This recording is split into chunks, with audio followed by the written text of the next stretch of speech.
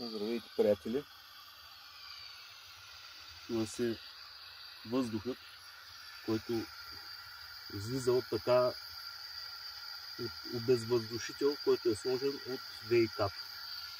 Сега тук ще видите въздуха как навърта вода. Ето тук точно има една перчица, която когато минава вода се върти и върти показателя на водомера. Ето крана, започвам да го освобождавам и започваме да виждаме, ето като спра крана, как перчицата спира, като пусна крана, как водомера подводява и се вижда как се върти от въздуха.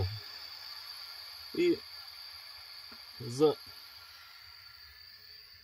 няколко дни ето въздуха намалява. Сега ще затворя крана и виждаме как водомера спира.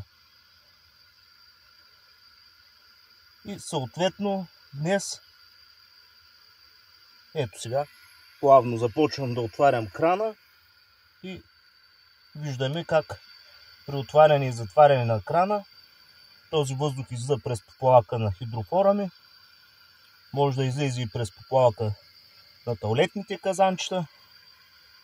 Когато са отворени, съответно въздуха не пълни казанчето и поплавъка се стои пуснат и целият този въздух, ето го.